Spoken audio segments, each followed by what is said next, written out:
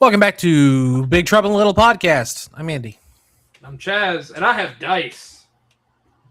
I'm Joe Dubs, and I don't have anything.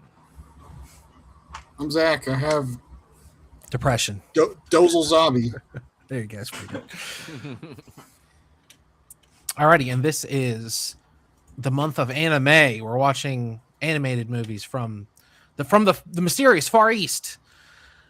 This week, it was my choice, and I don't regret it at all, even though I still don't know how to pronounce it. We watched Royal Space Force: Wings of Honnêamise.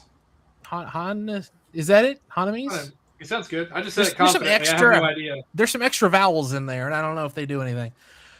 I chose it because everything else we're watching this month I've already seen more than once, and I needed to see something new. And back in the day, when Right Stuff still existed and they were selling anime and stuff, the DVD of this movie would go on sale for like $5 all the time. So one time I blind bought it, and I've had it for years. And now I guess it's I know the Blu-ray is like $150. I don't know about the DVD. Sheesh. I mean, that makes sense. This movie was kind of hard to find outside of, hey, I have YouTube. Damn. It's like out of print. Too. That doesn't help. But it's man, it's hard to describe. It's a hard to describe movie. The whole time I was watching it, I was like, this has to be based on a manga. Nope, original, all original. Really? They invented all this bullshit just for this movie. That's kind of crazy because there's so much of this like lore that I want that doesn't exist. Nope, there's no more. There was a planned sequel and it never got made. Wow, I was wondering. I didn't do any research on this movie. Well, bombed. It did not do well at the box office, but it made its money back in like home movie, like VHS, DVD, Laserdisc. I kind of wonder if the advertising was misleading in some way because, like, you read how would you advertise this? I don't know because, like, you read the title of like Royal Space and you're just like, oh, there's like space battles or whatever, but it's like totally something different. That's what I thought. That's why I thought it was going to be like mysterious, like space, like Star Wars. There's an evil empire in space kind of bullshit, and it is not that at all. There is no space until the final 5 minutes of the movie. Mm-hmm. And it's like a space race, like it's like their own version of the Cold War, essentially. Mm-hmm. And boy, man, that art, I love. That's why I always said like the 80s and 90s. And how old is this one? 87. Yeah, the 80s and 90s is the sweet spot for anime because the art is just so nice to see. And I said it on other podcasts, like how they do the world building is like B-roll in like a movie where like they're going from a scene. And you're just seeing the environment that's happening in this anime. We saw 2 animes in a row that did that, and I was like, I could live here, or like I could feel the city, essentially, or the town. Yeah, I don't know if I'd want to live there. I get the impression there's a lot of poverty. Yeah, yeah, I think their political climate's not great, but yeah, visually it did look pretty pretty. I just want to say this too, to be the first to do it. The soundtrack of this movie kicks ass. Sometimes it does. It sounds like it's out of a PlayStation 1 game to me. I fucking loved it. Yeah, I actually felt like I was playing Xenogears or something. Yeah. It very much had some weird like PS1 or JRPG vibes, but like in the best way. It was hot and cold for me. Like some of it, I was like, man, this song is fucking cool. And then other times I was like, what is this? What is this? Okay, that's true. Okay, did someone make this on a ZX Spectrum? What the fuck is this? Okay, I'll give you that. There were some weird tracks, but for the most part, things like just hit. I don't know. It matches the tone really well. It does very much so. It does. Yeah. It reminded me of the soundtrack from the Resident Evil director's cut that the deaf fucking guy made that everybody thought was like Japanese Beethoven. There's some good tracks on that. Then there's ones that are just like, what the fuck is he doing? Oh no! Wait, is this the guy that like intentionally like made like the horrible like troll sounds like? Well, or is that something I don't know that it was like I'm gonna do it intentionally bad. I think it was just he was secretly bad. Oh yeah, that whole thing where he was actually like stealing someone else's work and they thought he was the one making it. Is that the whole? Yeah. That's a crazy story in itself, isn't it? Sounds about right. That sounds like an anime. You could make an anime about that. Now, I did look into the history of this movie a little bit. After I watched it, I was just like fascinated, and part of me thought, oh, I'll hold off for some Zach facts, I guess. But judging from when I know Zach finished the movie, you probably didn't look it up very much, did you? No, I probably should have watched this yesterday, but I was too busy sorting cards and shit. As long as you've seen it, that's what matters. But yeah. It's Gainax made it. That's the best way to start. Gainax, the famous animation studio, they've made a bunch of fantastic stuff. You guys know of Gainax at least. Yeah. Well, they're a bunch of just like uber dorks. And did you watch that video I put in the chat, the Daikon 4 video? Yeah, I have it now. Mm-hmm. Oh, it was like 5 minutes long. But anyway, they animated it just like for free, just like for a sci-fi convention, and then sold VHSs of it. And that's how they like financed their studio to start with. But they brought this pitch of this idea to, I think it said Bandai wanted to make anime, because Bandai had worked with Sunrise and a bunch of other companies, and they were making money hand over fist with like Gundam and a bunch of other stuff. But they'd never like made their own thing. And so when Gainax came to them with this idea, they started to develop it. And there's actually a pilot film, which is like concepts for all the characters. And everyone looks a little more like they're out of a Ghibli movie. Like everything's a little bit softer, but it still has like this bizarre world to it. And they still wanted it to be about a space race thing. And in fact, the pilot video, I guess, has narration about the Soviet space program behind it or something. I'm sure you can watch it online or something, but I didn't have time to watch I think it said it was 30 minutes, 20 or 30 minute pilot video that kind of builds the movie up a little bit. And then, like I said, there was a sequel planned, but it never got made. So this is it for this world. Yeah, it's crazy because like it's so good. Like I'm with Chaz. Like I wanted more. I wanted like the sequel. I wouldn't mind like an anime. I don't know what they could do. Maybe they could do more space shit. Well, they're in space now. But it was actually, cool seeing, not cool as far as seeing poverty, but it was cool seeing how the world worked with the poverty and the elites and how the structure of their military. Yeah. That's the cool thing about it is it's like incredibly alien, but they do a good job of like when you see stuff in it, there's immediate parallels to the real world. Like knowing what I know about like Soviet Russia or the Cold War or the military or whatever, there's a lot of stuff in this film that I feel like I have context to, even though I technically don't. Mm-hmm. And it also like shows like people are like, why are you going to space to fight aliens and all that stuff? Like, yeah, they all think it's a joke. Mm-hmm. It's pathetic. It's almost because no one's been to space. That's the whole point. Like, like in this world of reality, like it is this far gone ridiculous thing, and everyone's fighting each other. So they're like, why bother? They're too busy. That's not that different from today. Yeah, people were making jokes about the Artemis 2 launch and shit just a month ago. Space Force. Like, what are we doing? Why are you guys doing this? Or it's like, there's still people that think the Earth's fucking flat. Yeah. That's its own lizard brain take. But I like one of my favorite scenes in the movie is when he's talking to that superior in the Space Force or whatever, and they're looking at that big mosaic, or he's talking about how I was, thinking about violence in history. I always wanted to be a historian. So why aren't you a historian? Well, a war broke out, so like the whole the existence of everything is predicated upon this ongoing global conflict that we don't really know a whole lot about, but sounds pretty serious. Like we keep comparing it to the Cold War, but it's obviously like a Cold War turned hot because there's like battles in this movie. Mm-hmm. Yeah. I mean, there's active clearly there's like some territorial issues, and there's like a demilitarized zone. Yeah, there's a demilitarized zone. There's an assassination attempt. Mm-hmm. A very comedic assassination attempt. Yeah, what is that about? It's like silly and then gets kind of serious. but like it gets pretty serious. It seems like slapsticky and silly, and then he like stabs the guy, and then the guy gets crushed by construction equipment. It's like, oh my god.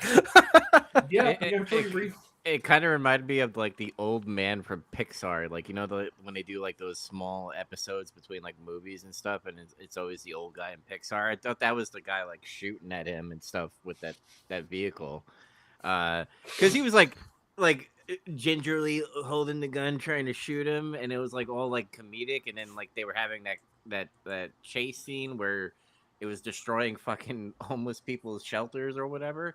And then, like, he gets shot, and then, like Andy says, he goes for the fucking stab, which was, like, brutal in some way. I was like, wait a second. I thought this was a comedic scene, so the tone was kind of, like, a little bit off. Yeah. But I enjoyed it. It's also funny, too, though, because it is very serious. And, like, it actually fits perfect to the parallel of it's silly that they would be assassinating him to the eyes of society because he's just the astronaut. Like, he's famous, it's whatever. Yeah. But also, like, other countries, like, also find it very serious because they don't understand what space is, and there's a fear of, oh, they can weaponize space. Like, yeah, it's a space warship. Is there going to be weapons on it? And that's why they're terrified, right? So it's like they don't understand, like, well, if they actually get up there, what does that mean for us? Can they just kill us on a whim? Like, so it's like, it's very serious, but also very ridiculous. Yeah. Like, it kind of mirrors kind of today with stuff with scientists, even back then as well. Like, you think you're creating this, like, humanity thing, and the military is like, no, we're going to use it as a weapon. Yeah. Because, fuck humanity. I mean, there's a back and forth relationship between war and technology. Like, war has always spurned the advancement of technology. Like, some of the biggest leaps in technology have been the First and Second World Wars. Mm-hmm. Yeah, unfortunately, yeah. And there's also another theme between science and faith because of that one girl. I like that a lot. Like, on paper, that sounds like something I would hate. Her character and her, like, she's kind of a zealot. Like, she's kind of like real into religion, and that sounds annoying, but I don't know. It's charming in a strange way. Like, and it's a completely fictional religion. Like, whether or not you believe in God in real life, this is a fictional world with a fictional God. We know for a fact that this is, well, I mean, or do we, I guess, that this is nonsense. But there's just so much sincerity to, like, what she's teaching, and it seems pretty, like, it seems like reasonable stuff. I mean, most religions are, don't hurt other people, treat people the way you want to be treated. Give me money. Be cool. Yeah, give some money once in a while, maybe. He was trying to rape her, right? Like, I knew we were going to get to this. Yeah. Sexual assault, yeah. Yeah, he definitely sexually assaulted her, and then she felt guilty about not letting him sexually assault her the next day. I was like, really weird. Yeah, I was like, I don't know. I feel uncomfortable. Why is she being like, it's okay? And then it just moves on the scene, unless I miss something. No, you didn't miss anything. Like, that's the interaction. Like, what you see is what you get. It was really weird. He was trying to apologize for it, and then she stopped him. He's like, "No, it's okay. It was my fault." I think that's kind of even a cultural thing. Like, she's embarrassed about it and just doesn't even want it to come up. And yeah, I guess they try to just move on from it because we never see it addressed the rest of the movie. Like, it just doesn't come up whatsoever. She's happy to see him. He's happy to see her. That's what makes it so odd, because we don't know what, like, culturally, how that's accepted. Like, is it supposed to be a thing of she's supposed to be submissive, and that's not me saying it's right or not, but just, again, societal norms. Like, is it dishonorable for her to then turn, like, physically hit him and keep her away from him? And the difficult thing becomes: are we discussing Honnêamise culture, or are we discussing Japanese culture? Are we discussing something else? I don't really know. No idea. I don't know who wrote that scene, and I don't know what their intention was. But I just kind of wish it wasn't part of this movie. Yeah, I have that same thought. I kind of wish it wasn't in there. Yeah, because it's like out of nowhere there was like this scene that just I kind of feel like it just doesn't fit in with the rest of the movie at all. I think they're trying to make the low point the lowest they can, and that's part of it. also Yep, think well, it's, definitely I gets felt there. like they could have executed this better if it was something like he was trying to make an advance on her. And yeah. then, like, maybe he got a little bit aggressive and she did something like slap him. Yeah. Something. And then instead of it just going full blown almost rape. I don't think that would be as powerful as her then being like, "Oh, I'm sorry." If she hit him, I mean. Sorry, I can cuss you for it's just whenever like, you tried to rape me. For better or worse, that's her character, and I don't know. There's some consistency to how diminutive she is. Yeah, she can't be sinning. Yeah, shit. Fuck. Damn it, that broke me. I think there was some character development that they were trying to push, maybe because it kept on alluding to the past at times with her maybe lover in some way. Even the kid was like looking at the guy like a protection, being like, "I hate you." Until I think the kid was just like some orphan that she had adopted. Oh yeah, because she said that she saw her parents fight all the time. Yeah, that's how I think that too. She's not one of his parents. She just kind of looks after her. Yeah, they are family now. I took it more like they were just very typical thing of she's untrusting of a stranger, and that's why she doesn't talk until toward the end. Yeah, she finally accepted. Okay, he's a friend. She that. Also witnessed the sexual assault, so whatever that's about. Yeah, you're right. Fuck. God damn it. She's witnessed a lot of violence. That was when she decided, by the way. She decided to be his friend after that happened. I don't know. That they literally could have taken all that out. But yeah. You know what? We've talked about it. It's ugly. It doesn't need to be there. Yeah, because I kind of looked at the character a little bit different after that, and I was just like, that's fucking weird. But okay. That's I think one of my favorite things about this movie is how much genuine character development there is in 2 hours.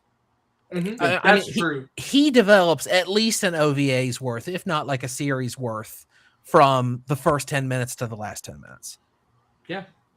It's one of those things where they give he is just not a likable character right at first. And he's incredibly flawed. Honestly, I think he's incredibly flawed until the last 10 minutes. Oh yeah, no, for sure. But exactly, by the end, you're actually rooting for him, right? I mean, that's kind of the whole point. Like you're wanting him to succeed for what they're doing. I guess. Go ahead, Dubs. Yeah, I guess for that, like whatever race they are, I was just like, oh, I want them to like get in space and move on with their society. But again, that scene, like I was like, it could have done without it, and it could have been like a mark out moment for me. I would be like, fuck yeah! I was just like, cool. He's in there. We did it. I don't look at the end. Like, I'm sitting, as always, I'm sitting alone in my house watching a movie, and there's the only other thing here's the dog.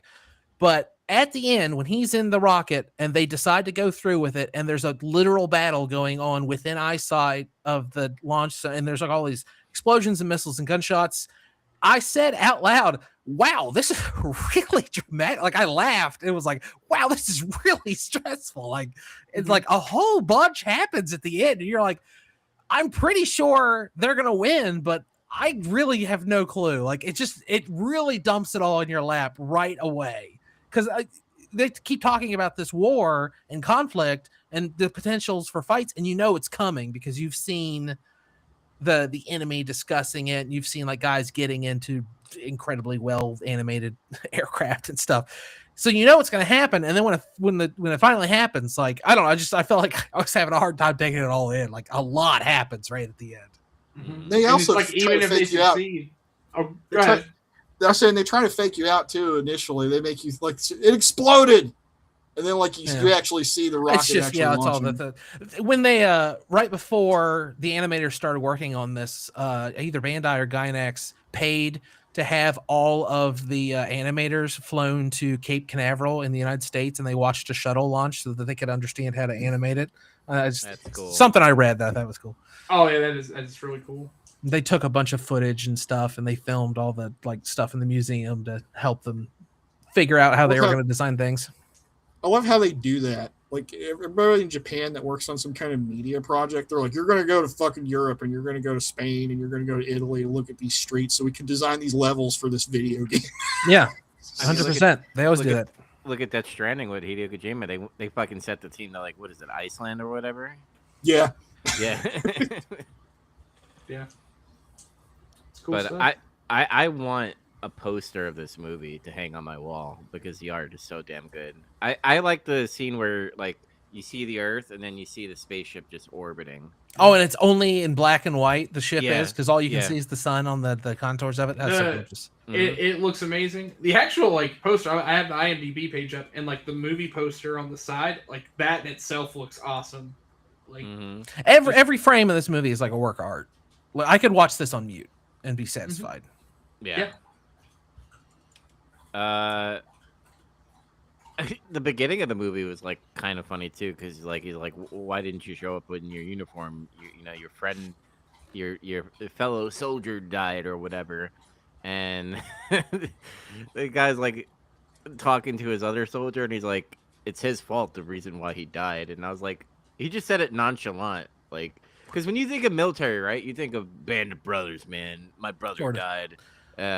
And then, like, you see him, and he's, like, no remorse at all. That's the most unrealistic part about the movie, I think, is he's like, man, I always wanted to be a pilot in the Air Force, but my grades sucked, so I became an astronaut. yeah. Like, you think about that in the terms of, like, the real world, you'd be like, what? Huh? Well, you just got to remember, though, in this world, being an astronaut's like a fucking, like you're a, I don't know, like, you're expendable. He's not an astronaut. He's a test pilot is what he is. it's like some kind of, it's literally a fictional job in this world. Like, nobody believes in it. It's nonsense. It's kind of like the movie Interstellar, right? Where people were like, we got to farm in order to survive. And, you know, people go in space. Why were we going there? You know? Sort of. I think that's a little different there because it's like we did already go to space. It's just everybody's like, yeah, like what you were saying, though. We got to focus on ourselves, which is like the shit we're dealing with right now. I mean, this would be the equivalent of like early, like before exploration and saying, I need to go find the new lands in order to save us because whatever's happening here. And someone's like, what are you going to do? You're going to suddenly become an explorer and sail the seas to go find this mystical land that has all the gold? Like, what? And people, like, again, it's just barriers to, you know, what people are willing to look for. So I don't think that's ever been like a thing like that, or that's never been an unknown thing. It's just in society, as each barrier gets broken, it's silly until it's not because it's been proven to be real. It's a good way to put it. Yeah. Favorite character? I like the girl. She was more interesting. The character development with the main characters guy. I wanted to see more of that. I liked his friend Matty a lot. That character's yeah. Yeah. Oh, the one cool. Who got his ass kicked in the bar fight. Yeah. Well, it's funny because they said he's like an officer and he got beat up by a sergeant, and they said if you're gonna get beat up, you got to get beat up by at least a major. I think that's funny. I think his name's supposed to be Marty, and they like mistranslated in the dub or sub or something. I don't know. Oh yeah. What did everyone watch? Dub or sub? I watched subtitles. Sub. I watched sub. Okay, we all watched. I gave you guys the warning because I tried to find the movie and I found the dub first, and I heard like 2 seconds of it, and the talking was so mismatched, like a second delay. It was really bad. Oh yeah. Like, okay. Well, I wonder if that was a side effect of the source you were getting it from, or if the dub was really that bad. It probably was. Because usually, even back, like the quality of the dubbing is one thing, but the audio is almost always synced up correctly. I mean, if someone told me that someone actually just had the Japanese sub, and they were playing it without actual subtitles up on mute, and then they just recorded their own dub of it, I would have believed it for what I listened to. It was that bad. My DVD has the dub on it, but I was watching it for the very first time, so I sub is always my way to go if it's the first time I'm watching something like this. And I don't know, it makes me like, this movie's great enough that I know I'm going to watch it again at some point. I'll watch the dub and see if it's any good, but it was dubbed in the mid 90s. It actually got a theatrical release in the United States and Europe in 94, 95. And I don't remember if it said it did any good or not. I mean, I'm sure it was one of those things where it had theatrical releases in 13 cities or something. You know how that stuff goes. Yeah. I'm looking at the people who they had parts in the dub. There's some veteran talent in there, like Wendy Lee, and Steve Blum's got like a nothing part almost. Yeah. He's like one of the last credited people. Bryan Cranston plays Marty, though.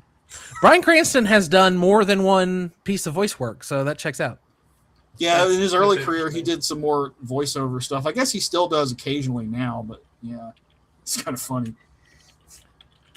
We gotta I think I'll watch the dub later, though. If I'm gonna watch it again, probably.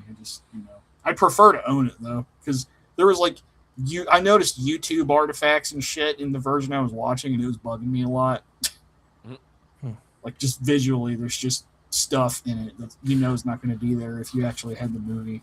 Oh yeah, no, it was like I said, I don't even have the Blu-ray. I have it on DVD, and it was gorgeous. So hopefully the DVD is still like $5. You can pick it up at least. Honestly, there's a certain quality to this movie that if I saw it on VHS, I'd snap it up excitedly. I'd be real excited about that. This is a VHS bait, yeah, I think. Yeah. The Laserdisc also sold like very extensively in Japan. They made a ton of money on the Laserdisc. Ooh, Laserdisc. Yeah, I mean, overall, it's the thing. Like, this movie is like gorgeous. It has some cool vibes and interesting music. And the story and the lore is like good. Like I don't think the story is like some mind-blowingly amazing thing, but it is really interesting, and the character development they get for the time they're working with is awesome. So yeah, the story-wise, they didn't shift any paradigms, but like I was inspired. I liked it. Yeah, no, I enjoyed the movie, and again, I found myself anytime someone can take a character that isn't immediately likable, and then by the end you are rooting for that person. That's a win, right? Perfect dramatic formula. Made me root for the guy that sexually assaulted someone midway in the movie. Hey, good job, you did it. I mean, there was two money. Adam Sandler's movie. What was that one word? The Gems. Uncut Gems. Yeah, Uncut Gems. We rooted for him even though he was an asshole. That's different. Apples and oranges. It is, yeah. It's that. I will say that's probably an apples and oranges, but sure. Yeah, I get where you're coming from, but I wasn't like rooting for him to succeed. I was rooting for him to stop. To help you out, Dubs, I'll throw you a line. Maybe it's more like his character in Spaceman, where he's like... It's a lot more like that, actually. Yeah. Very much like in you're many rooting ways. for him at the end of Fix, like his life, and he's an astronaut. Yeah. There's just no rape scene, yeah. Yeah. he raped the spider. Oh, God. No. Paul Dano? No. What was the spider's name? Ed? I don't remember. Stu? I don't remember anymore. Oh, I memory hold that whole movie. No, I'm just kidding. Memory hold the whole movie. Okay. But it was good. We recommend it? Yeah. Yes, very much. Apparently, you can watch it for free on YouTube. Go for it. Yeah. I want to say some quick things real quick. Besides, yes, I recommend it. The other people, the Republic, were they speaking a made-up language? Yeah, I think so. I think it was bullshit. Like, that was not a real language. And also, what was up with, like, the president of the other country having that weird, like, otherworldly deep voice? That was strange. Oh, yeah. That was very weird. Like, I couldn't figure out, like, why are they doing that like that? Like, at first I thought maybe it's like a weird intellect thing, but the person who was addressing him and everyone in that control room just had normal voices. They were just speaking made-up bullshit language. So You know what it reminds me of? There's a few things in this movie that reminds me of this. There's stuff in Panzer Dragoon that reminds me of things in this movie. The government that speaks a weird made up language that's not a real language. Some of the clothes the characters wear look like clothes characters wear in this movie. Like if you notice, like some of the soldier guys had like those weird headdresses, and there was like a big metal band on the front. There's people in Panzer Dragoon that wear that exactly. And sometimes the characters are dressed almost like characters in this movie. So I'm wondering if like the people who worked on that game were like, I fucking love this movie. Let's make our characters look kind of like guys from this movie a little bit. Is Panzer Dragoon like a hard game to get as well, and with money? Is it? Yeah, it's a Sega Saturn game, and it's a Sega game, so it's expensive. Yeah, Panzer Dragoon Saga. Just emulate it. Yeah, just emulate it, or you could buy. I think a Japanese copy of those games would be cheap, and you don't need to read anything in the Remake first it. games. I think I thought there's something to what you said for sure, so I googled it, and sure enough, there's a translation of an interview with some of the people who worked on Panzer Dragoon, and it even says there is a famous anime film called blah blah blah blah, English title Royal Space Force, that used its own language, and we all thought that was really excellent. So blah blah blah. So yeah, that's great. Hunch confirmed. Love it. Eagle Eye. I saw it. I remembered. So what's next? We're gonna close it out with the Canada. anime film. Yeah, Canada. I've never seen it. Well, you're gonna love it. The rest of us have seen it. Just Dubs hasn't. No, I haven't seen it either. Oh, okay. This is weird. Me and Andy seen it. You guys haven't. Yeah. I've seen this movie like 10 times, and I will see it many more times in the rest of my life. This movie is. I've seen it twice. Movie. Spoilers. Andy likes this movie. I like this movie a lot. It's cool. It's a watershed anime thing. I like it enough that I bought all of the manga. And by the way, the movie ends about where the first volume ends, and there's 6 volumes. So what? Oh, that's shit. still crazy to me. I got the first volume. I might just fucking go along with it. See what's going on. They changed some stuff. The movie changes some things. The ending of the movie is the same but different. It's weird. It's hard to explain, but they're both masterpieces. Like I'm not saying like, oh, the book was better. No, Akira, the movie is a masterpiece. It's perfect. Don't worry. And that's another anime that Hideo Kojima loves. All right. Well, the bar is only like here where I can't see it anymore. So hopefully we get there. Hey. I'm gonna watch it. Like I guess it was okay. Yeah, probably. But you're gonna pull me. I really don't think that's possible. I mean, this is the one time I'm gonna call my shot a little bit. Everyone's gonna love this movie. I heard everybody that this movie once in Rick and Morty. All right, we host credit scene. We're doing the silent stinger. Yes. Couldn't move that sting. I can see him. Oh no, it's a chair. Oh no, he got stung. Who's that guy in the Sting? Oh my God, it's Sting. It's Sting. All right, host credit scene is where we talk about what we've been watching, playing, doing, what we've been enjoying. Dubs, you go first. I want to hear about the Mets. Oh Jesus. So good news. Mets won today, 8-0 blowout against the Washington Nationals. Should I be excited about that? No. How many wins they got? 10 wins. Finally, they got their 10 win today. Remember, I was like crying in the Facebook Messenger that it's almost May and we haven't got our 10th win. Surprise! We got the 10th win, but will it last is the question. Because every time they had a 2-game winning streak, we would go on a 7-game losing streak. So, they don't even have the worst record in their division. What are you whining about? We did at one point. But I mean, yeah, I guess not anymore. Oh no, they have the exact same record as the Phillies, but for some reason they're ranked higher than them. Oh, whatever. Yeah, baseball. Here's a fun fact.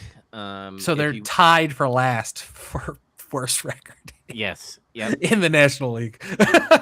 Nice. So, fun fact about Citi Field. That's where the Mets play. You could get a ticket. It's in the nosebleed seat, but nosebleed seats last year were like $80 to like $120 up there, because we bought Juan Soto, which he had a big contract, so they had to make money off of that. But today you can buy a ticket in nosebleed seats for a low price of like $20. $20. $20, which is less than a Crunchwrap Supreme meal at Taco Bell. I mean, you're talking about a New York team. They're always going to be expensive. Like you say that, I'm supposed to be like, oh my God. I get emails all the time about how last minute Reds tickets are like $16. Like several times a summer. I mean, yeah, I didn't like blow the bank or anything when I auctioned for those box seats. But we're talking about, I mean, Cincinnati likes their professional sports and everything, but this isn't, it's a different thing, different market. It's just weird because, like, yeah, there's been times where you can get like deals where like, hey, $20 for like, a seat and stuff. But most of the time it's like 80 or 90 up there. And recently they've been sucking.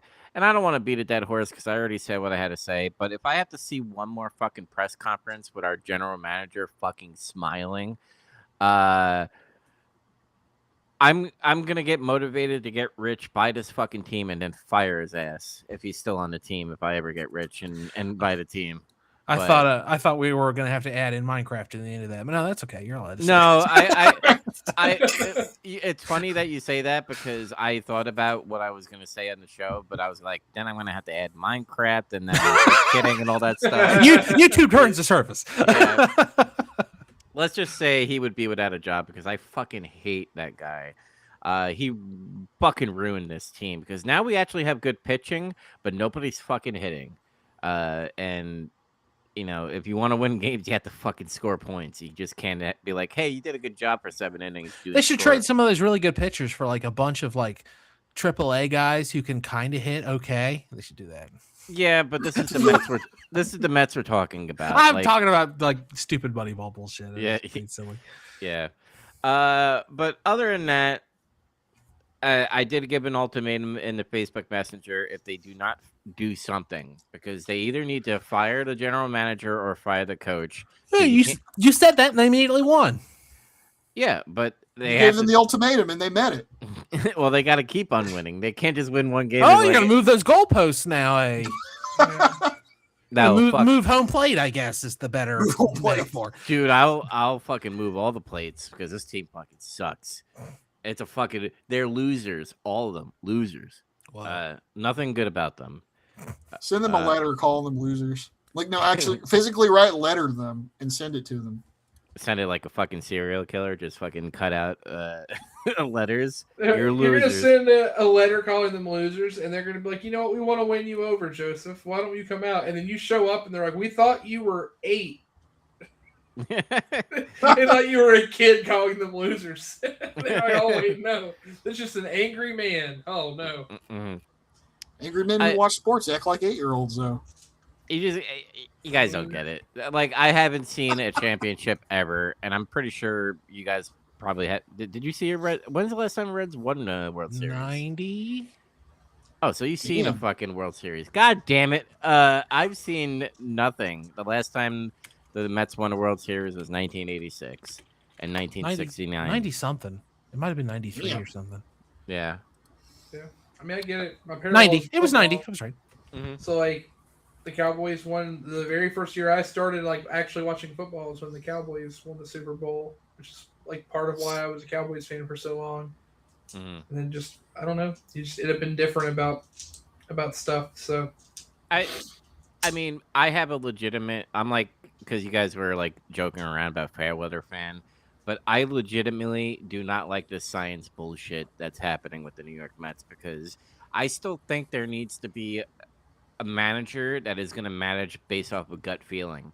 I think gut feeling is way more better than science because if you're not doing science to a T in baseball, it just means nothing. It just means that you're just going to be like, oh, you know what? It said here in the data sheet that you could only throw about 70 pitches. If you go above 70, we're going to have to take you out. Even though he's fucking striking out everybody. He could literally have a no-hitter and be like, you're at 75, bud. We got to take you out.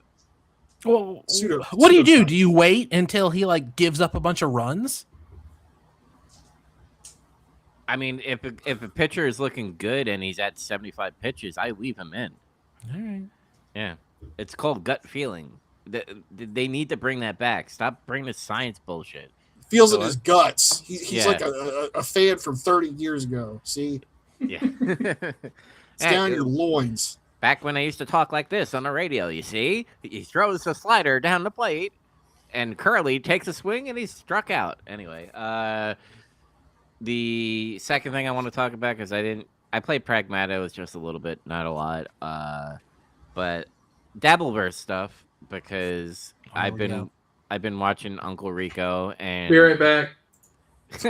He's like, fuck this Dabbleverse. I'm kidding. But fucking. You've been trying to watch Uncle Rico. Do you go over to Rumble when they get struck, or do you just? I do, but I don't chat because I do chat in the YouTube one. Oh, yeah, I don't have a Rumble account either. Yeah, so that platform. It's been up for years. How have they not made it good? It still sucks out loud.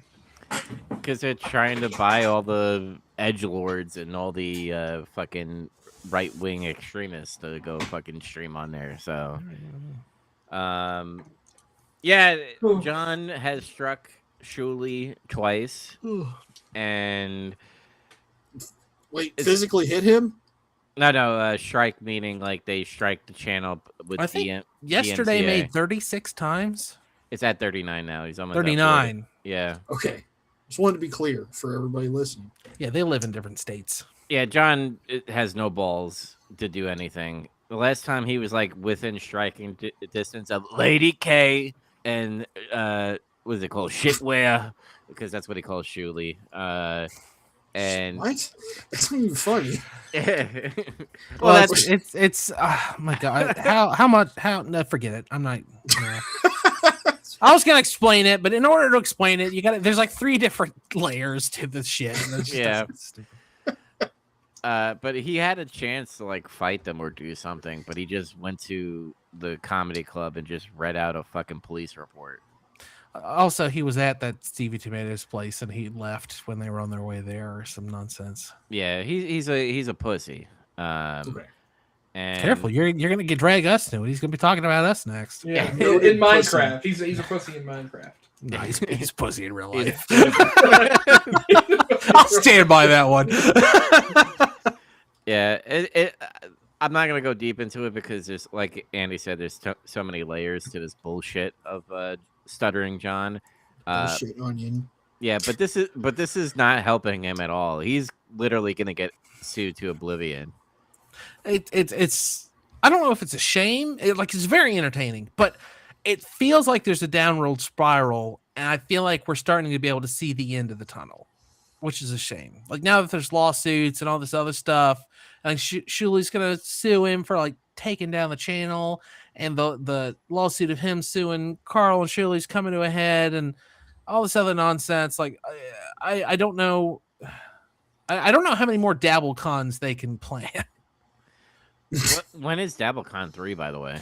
Well, they won't announce it. They were hoping to wrap up the lawsuit. Like, they've kind of teased the day the lawsuit's wrapped up, they're going to announce DabbleCon 3, and they've teased that it's probably going to be in Florida.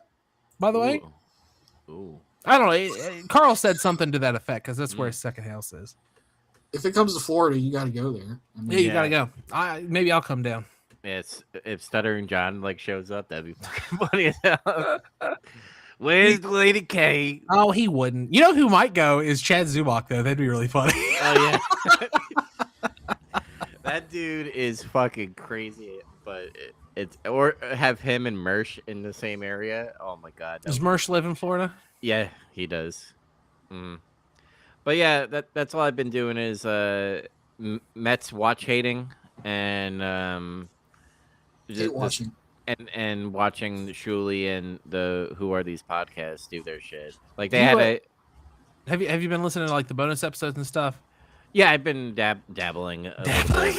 Whoa, he's been dabbling. Oh, okay. Did you listen to the episode that he did with Vinny about Artie Fletcher? Yeah. I seen that was one of the funniest episodes in a while. I thought I was just making sure you heard it. Yeah, I just been fucking laughing my ass off at everything these guys are doing. It's gonna be a bittersweet when Stuttering John, I don't know, he fucking offs himself in Minecraft or drinks himself to death is what it's gonna be. Yeah. Or like he just stops doing shit because of the lawsuits. And there's always another buffoon to make fun of. You know, there's Aaron and Opie and whoever. Fucking Keanu. Yeah. And Kevin Brennan, maybe, I guess. I don't know. Yeah. I don't want to mention that because her tits are ugly. Her tits are ugly. Yeah. Zach, I'm passing it to you. Okay. Oh. That was abrupt, but okay. Speaking of ugly tits, Zach, what did you watch? I'm a man, so it's okay. But I saw Alice Cooper in real life again. Oh, that was why the Alice Cooper reference earlier. Yeah, uncultured swines, but no, it's cool. I still say if you've never seen him, go see him. It doesn't matter that he's old; he's still like pretty much sounds the same. Yeah, I'd go. That'd be fun. Did he sing "School's Out for Summer"? Did it happen? Hell yeah! He closes the show with that shit. Nice. Hell yeah. What about $1 Billion Babies? That's my favorite Alice Cooper song. He mixes his set list up. It was like 60% different from the last time I saw him. Huh. 60 or 70, really. 6, 7. No, I'm sorry. Yeah, 6, 7. No. Oh, That's dead now. I keep it alive for one of my personal friends, but it's funny. Yeah, I also watched more Victory Gundam. I am like 31 episodes in. He got the Mark II. There is a Mark II. It's pretty cool. It looks like it's got one of the gimmicks where it's like he slices shit in half because it's like his booster shit can slice mobile suits in half. You know, one of those deals. Sometimes they have Gundams that do that. It's cool. What's the deal with the V dash? What's that? V dash? Oh, never mind. It's a card. That's just the Victory Gundam with like cannons on it. Oh, okay, fair enough. That's all it is. It's like it's got like the whole thing with the V Gundam is it's super modular, kind of like that Impulse. I thought that's what it is in Seed. I thought they have modular shit. Yeah, well, they did it first. Oh, fair enough. And then they're like, and then that's all Seed is let's rip off a bunch of shit from other series and just put it in ours, kind of thing. But I'm really enjoying it though. Still so far, it's good. I'm not sure. I don't know where I'm gonna put it until I get finished with it. That makes sense. I also watched the Hulk Hogan Real American documentary on Netflix. I saw something about this.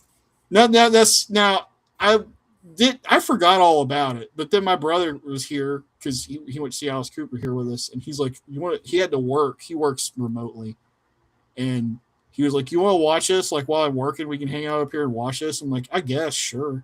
He's like, "I watched the first 2 episodes. It's actually good." I'm like, "Okay." So we watched it, and it is good. But you know what I was always wondering about was like, so what? Now, hang on. What have you heard? Because you're making faces and stuff, and you're laughing about it. Well, I don't know. Lies are in there. I heard the lies are in there. Yeah, I heard that they do a bit where they talk about some of the things he says that are not true. But the thing I saw was just this brief snippet of them interviewing Bret Hart, and Bret Hart did not hold back on poor dead Hulk Hogan. He just called him a piece of shit. He called him, I quote, a knife-wielding piece of shit. Woof.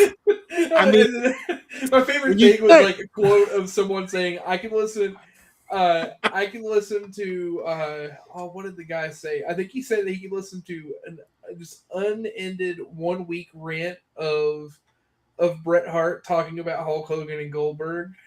I hear him rant about anybody. It's fucking hilarious because he just does not hold back. No, he doesn't. Is it worth watching the show? Yes, I mean, like even if you just tangentially kind of know about Hulk Hogan, it's interesting. Yeah, they should. You guys talking just now made me realize, and this is the perfect show. Netflix should finance this. What they should do is they should get some documentarians, and they should get together. You know, like those YouTube videos. They're like all the lies that Hulk Hogan told. Get all of them. Get every lie that he ever told in an interview, brother, and make a documentary as if he never lied. Everything is true. That's the show that you got to make. Is Hulk Hogan never told a lie, and then you make it all make sense. You tell the story of Hulk Hogan as if all of these things were true, and you give us all of like the most vivid reenactments. Yes, yeah, you do it like stone cold serious, like mockumentary style. You do it stone cold serious. I would have. I think that show would be brilliant. Like you legit get everyone involved. Like anyone that's still alive, you get them involved. Like you, if you can. If they don't want to do it, fucking just hire a reenactor. Who cares? It was Metallica. It was the band he was going to play bass for. Right, he was going to play bass for him. Get James Hetfield in here to be like, man, we almost had Hulk Hogan. We had him in the studio, and some movie producers. He cut out, we had him play through 3 tracks on Ride the Lightning, and like, man, he was fucking stellar, dude. But he had to go like pick up Andre the Giant and be the first one to ever body slam him, so he didn't have time to play on the next Metallica EP, man. And then it's all true. He never told a lie. Most truthful person in sports entertainment. There's your title. That would be pretty great. Or the one where he got Simon Cowell his start in the business. That shit's amazing. Have that in there. What was the other one? Harley Race brought a gun to the arena. He set the ring on fire, shook Hulk Hogan's hand, and asked him for a job. Thanked him for everything that he did in wrestling. Yes, that's true. That did happen.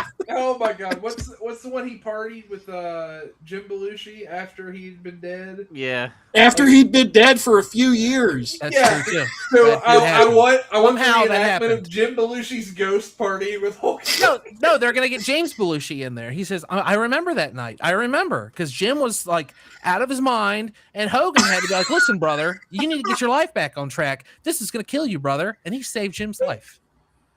Yeah, he slammed Andre. That's what killed him. That's another one. Yeah, like we're at WrestleMania 3, and then you cut to Andre's funeral.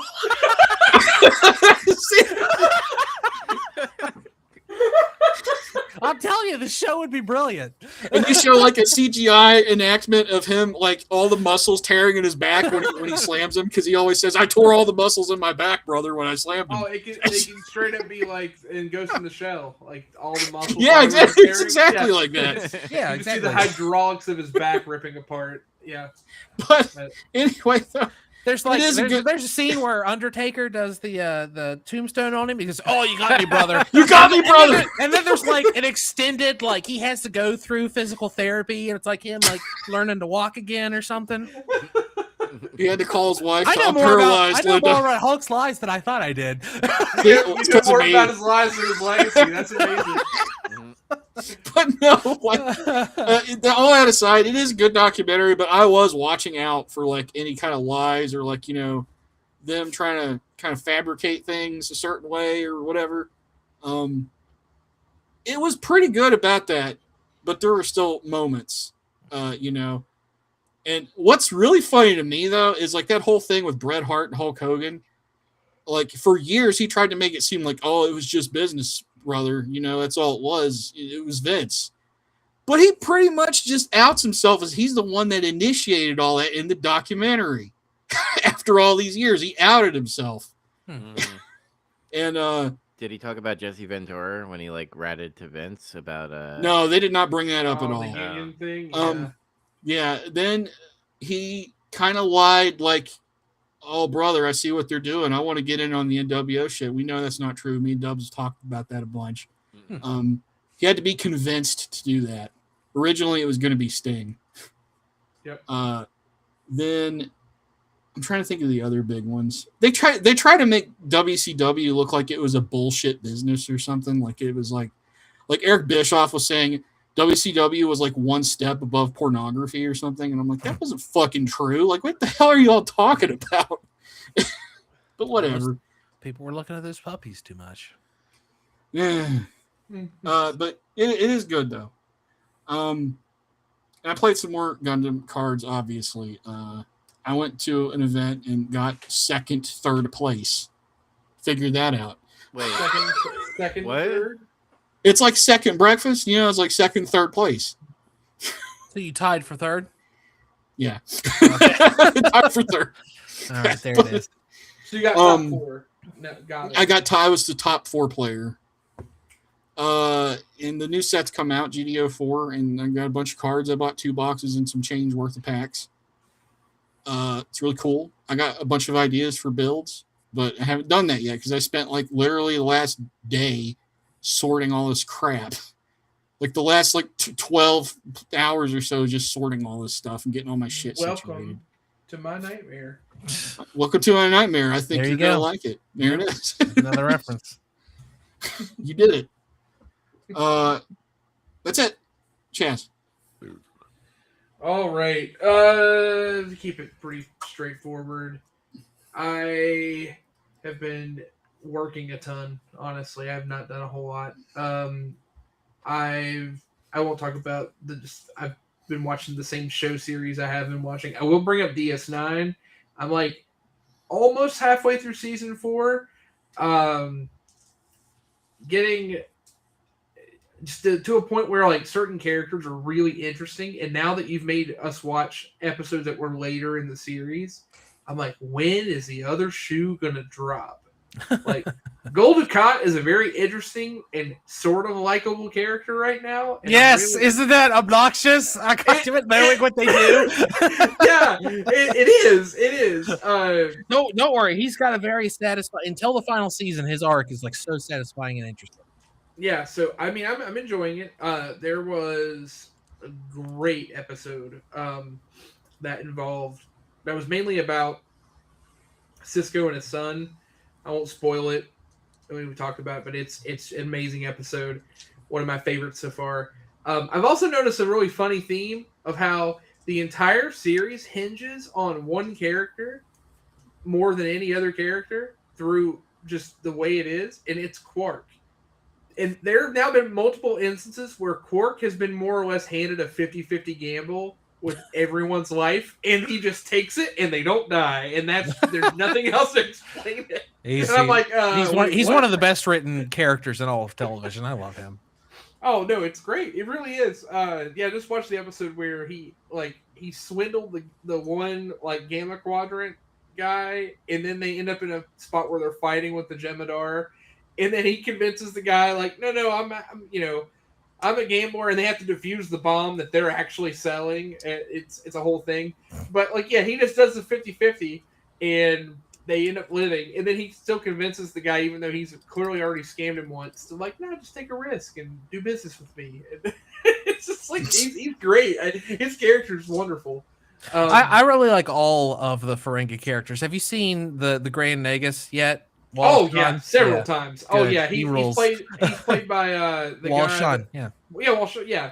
And then I like Rom. Nog's got this interesting like arc where he's going to become the first Ferengi Starfleet. But buckle in, he has the most dramatic story arc of the whole show. Mm-hmm. Interesting. I won't say in what way because you won't see it coming. I can say that, and you'll still be surprised. Okay, well, we'll have to see. But I'm enjoying it a lot still so far, just kind of checking through. For Pokemon, so the other night I was going to cast, and then we didn't, like, we had, like, a limit. We want enough people to, like, have enough rounds to play, and we were worried we weren't going to have enough to have a full tournament, so we decided instead of streaming and casting, we would just judge an event, and some of us would play. I ended up playing, and I ended up getting to the finals undefeated, and then I lost in a horrible way I literally turned my brain off in one turn when I had even already, like, I literally had already, like, foreshadowed what I was going to do, and then when I got to that next turn to do that thing, I just did something else, and then realized, oh, wait, I can't do that, and I lost the game. I did. My brain just said, nope, brain fart, and I lost the game because of it, and it was the thing that got recorded, so I ended up getting...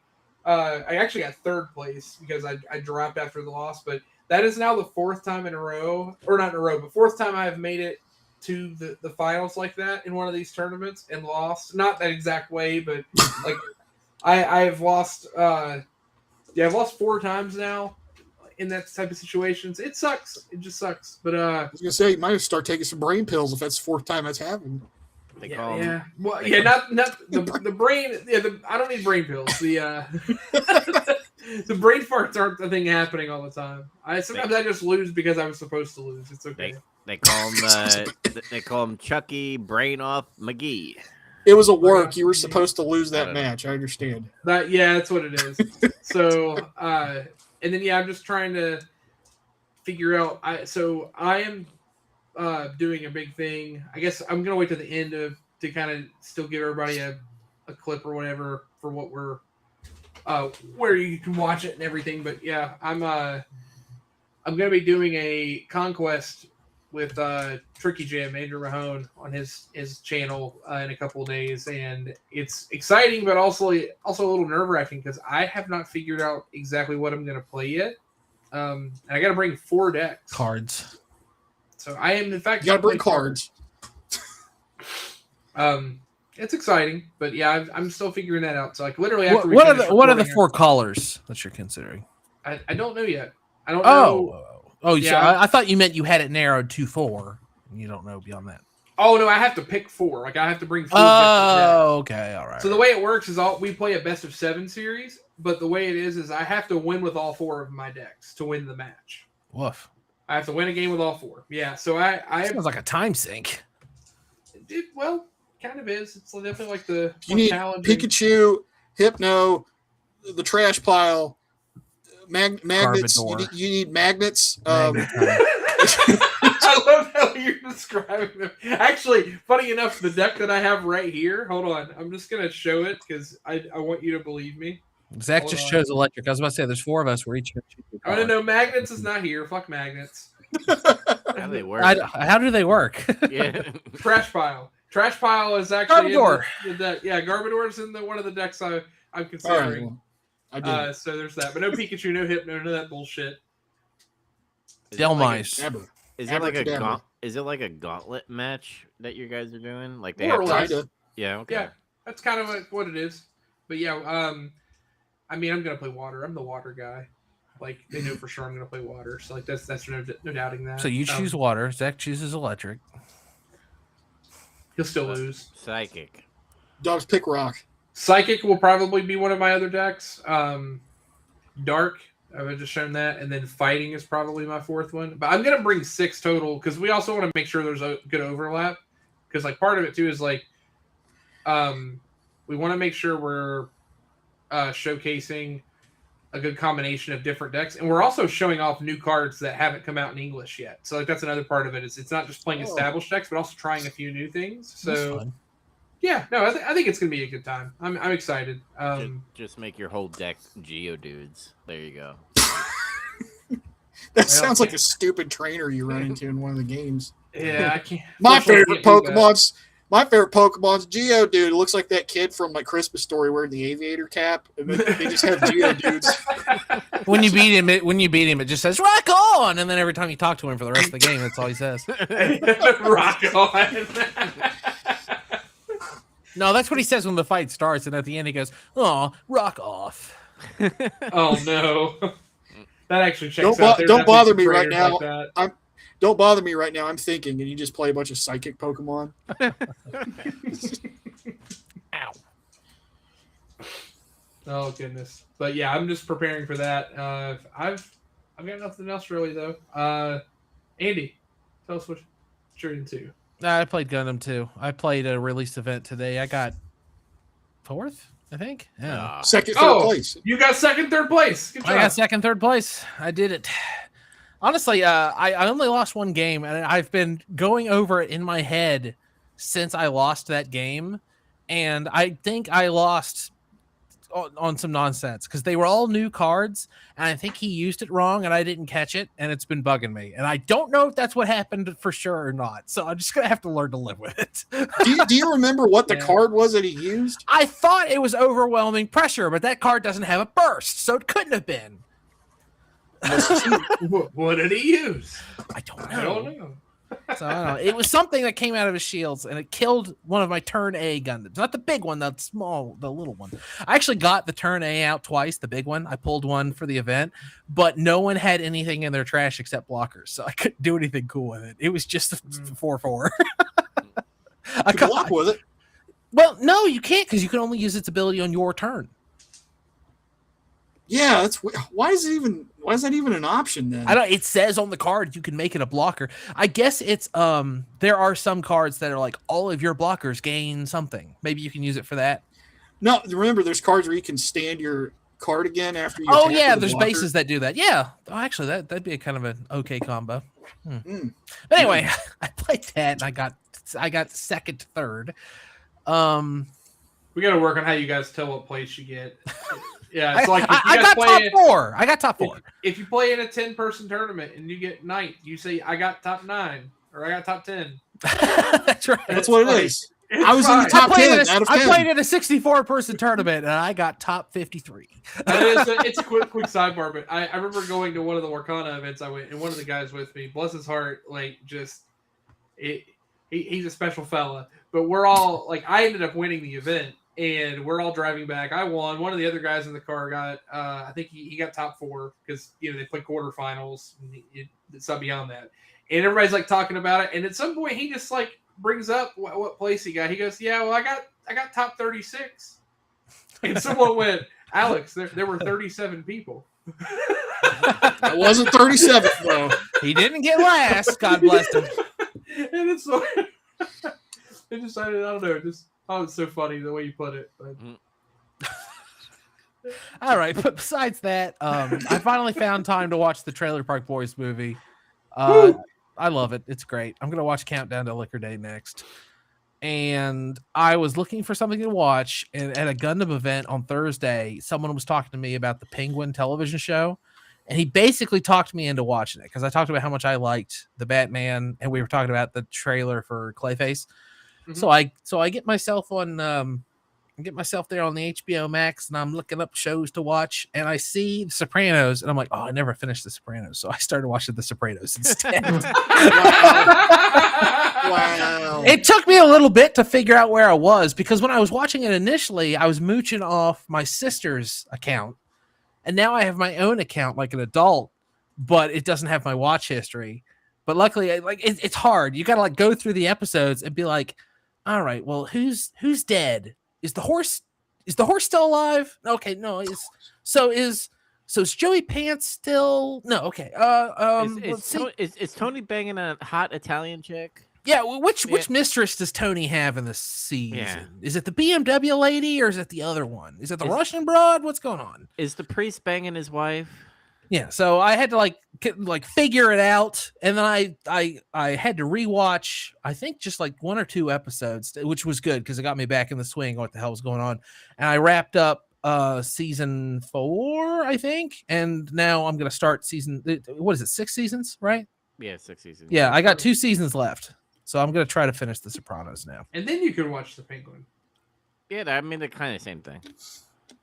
Honestly, I was telling myself I need to like quit horsing around and like finish some of the stuff I started. So I want to finish that. I want to finish Turn A Gundam. Those are my short-term goals.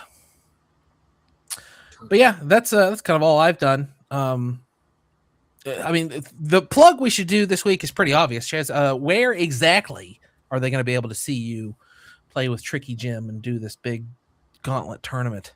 Yeah, so if you follow Twitch TV, you can find Tricky Jim's channel. It's just called Tricky Jim. And then YouTube, he'll also be live. So his YouTube is Tricky Jim. Look it up. You'll be able to see a live stream of the event. It'll be going on Thursday. I think our shoot time, we're going to be aiming for 11 a.m. Eastern. But somewhere between 11 and 12 is when we'll start. And then later that evening, I'll also be casting their GLC night. So I'll be the lead commentator while you're going to start at noon on a work day? That sucks. Yeah, unfortunately. It's one of those things that'll always be there as a video on demand, but yeah. Okay, that's fine. That's fine. That's better. You're going to go back and watch it later. What about us? We got shit we're doing this week too. All right. Well, you guys we'll do a rolling thing of plugs. All right, let's get to be fair, I'm not going to do this very often. I mean, it'd be great if I get to, but like, honestly, I can't travel to Akron and do that super often. Look, just be very charismatic. Just do some coke and be very charismatic, and you'll be a hit. Yeah. Woo! Just channel your inner Bobby Heenan. That's all you got to do. There you go. He's got it. Oh, speaking of Bobby Heenan, we're doing Get Some Color this Friday. We're gonna review the Great American Bash. And the Nitro and Raw, June 16th, 17th, 1996. You guys are getting really close to the third King of the Rings after this set. Oh, hell yeah. Oh, hell yeah. And keep me in the loop on that. I almost want to show up as the third man for the Bash of the Beach. You've mentioned that before. Yes. I mean, it's not going to be exciting anymore. Everyone's going to see it coming. It's almost going to be You know what you should do? You should do you have a Sting mask? That's what I was mean, gonna say. I will have time to get one. Get a Sting mask, but then take it off in your Hulk Hogan and be like, yeah. Wow. Yeah. So wear a Sting mask, but actually I have the goatee bleached. The Yeah, Fu Manchu. don't even do that. Get fucking construction paper and just tape it to your fucking mouth. There it is. Exactly. But that's what we're doing on Get Some Color this week on Friday, 9 to 10 p.m., I guess. So listeners of the show now have plans for both Thursday and Friday. How lucky you. Yeah.